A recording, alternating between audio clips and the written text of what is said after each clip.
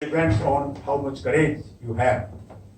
So, as an example, if you calculate photon going to photon in n equal to 1 supergravity and in n equal to 2 supergravity, there are several Feynman diagrams in this as well as in this. In one, there is only one gravity, here you have two gravity, and further vector particles.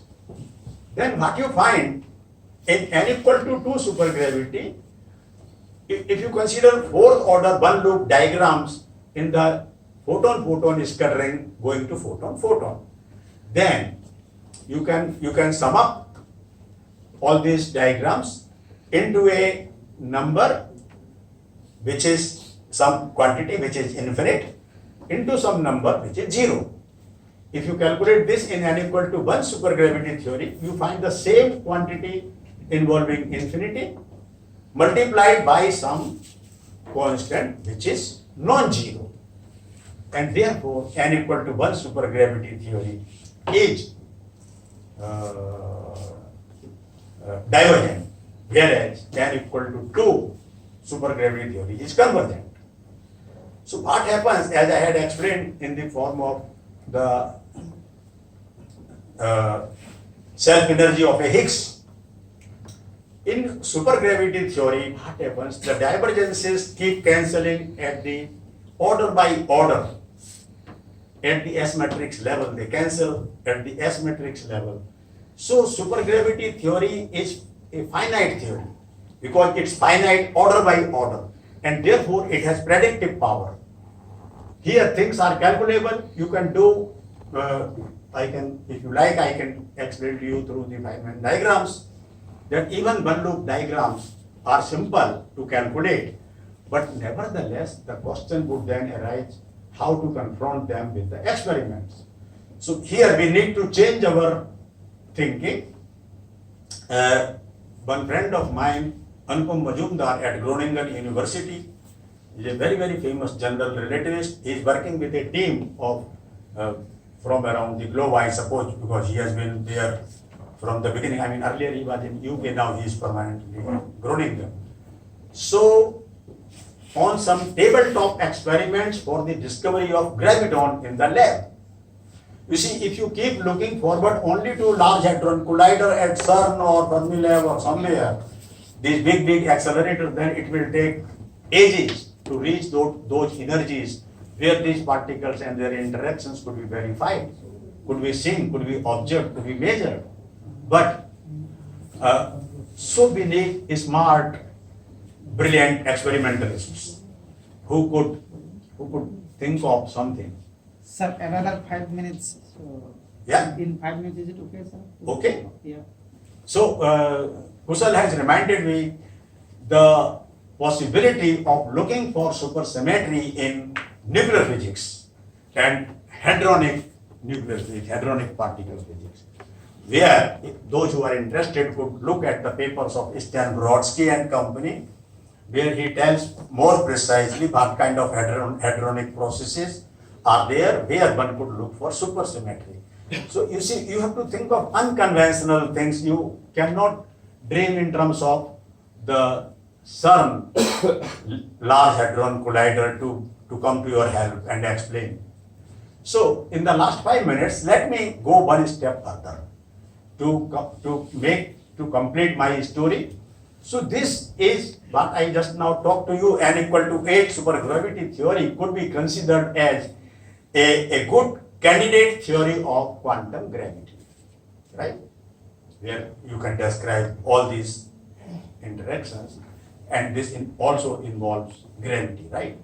Graviton, gravity, and everything. So this is a good candidate theory of quantum gravity. Now, if I say of zero-dimensional particles and fields, of zero-dimensional objects, which are these particles and fields?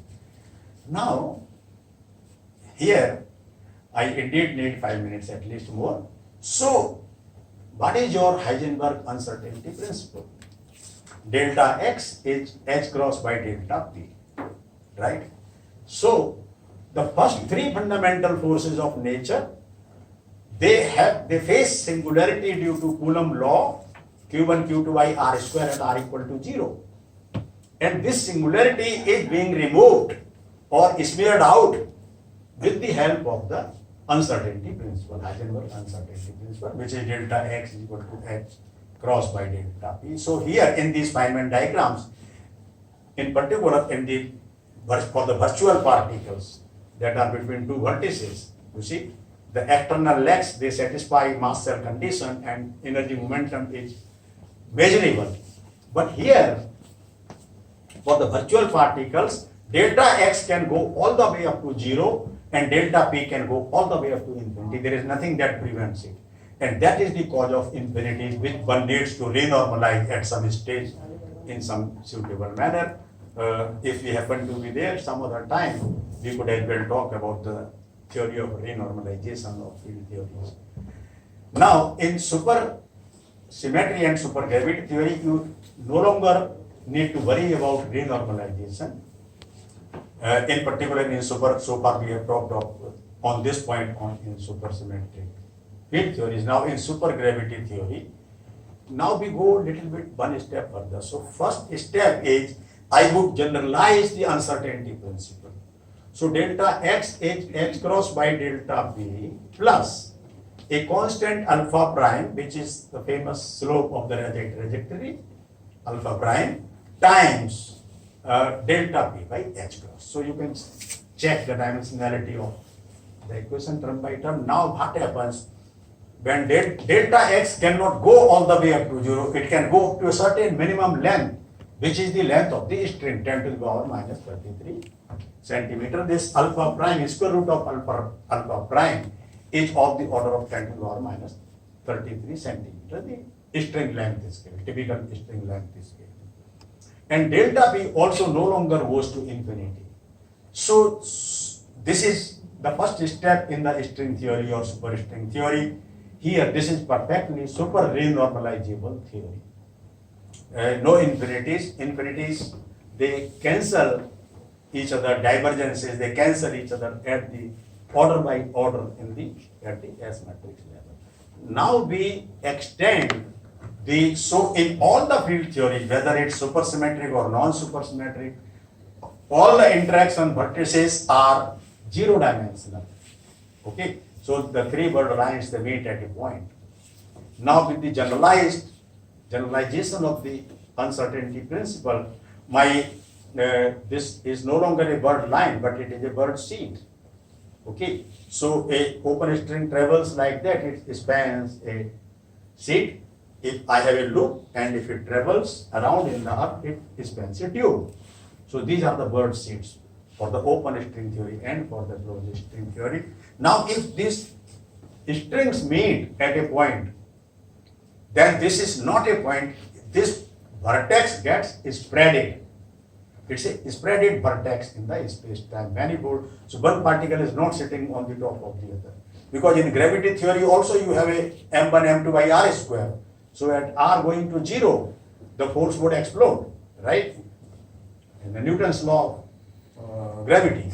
Similarly, you have Coulomb's law of electromagnetism or electrostatics. So where even and E2, if they sit on the top of each other, the r goes to 0, then you have infinity in the theory, but then Heisenberg uncertainty principle helps you out.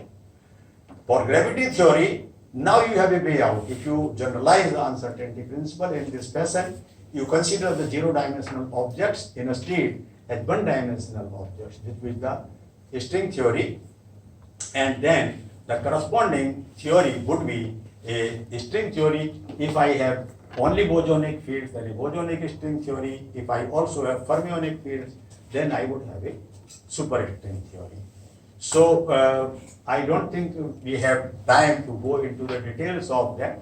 Perhaps we need one more lecture, so we postpone it for some future times. We shouldn't eat everything during the lunch. Okay, we should leave something for the dinner, right? So, but then the idea is that you generalize the Heisenberg uncertainty principle. So the concept of bird lines now goes into bird seeds, which is spanned by some sigma and tau, two variables. So it can be a string. If more, then this will be bird volume and so on. So string theory needs its at least 1 hour introductory lecture on its own. So it does not go along with that because there are too many things, and if you compress too many things, then you don't catch anything. So if we eat the loaf of the bread altogether, then it's a problem. But if we cut it into slices, then it becomes easier, right? So, but then the superstring theory is also a very successful theory. This is a theory of extended objects. This is a candidate theory of quantum gravity of extended objects called as the strings. It could be bosonic string theory that is consistently defined in 26 dimensions, and consistent supersymmetric standard string theory, which is called as superstring theory, is consistently defined in 10 dimensions. So mu takes value 0, 1, 2, 3 up to 9. Here you have Klein-Gordon equation for the bosonic fields and Dirac equation for the spinor field. And now, but you have to remember that this would be a Dirac equation in 10 dimensions. So your conventional definitions of gamma matrices would need to be generalized to 10 dimensions. Everything you would need to generalize. Anyway, but if at the end of the day, if you people are interested, look at my name in the internet, Google, write my name, full name, and then enter. You hit upon my YouTube channel where you can find my video lectures on string theory and on superstring theory that were given at the University of Oldenburg in Germany some time back. And there you can discover more description of what I am talking about, lecture by lecture, and those who are interested could look at it. So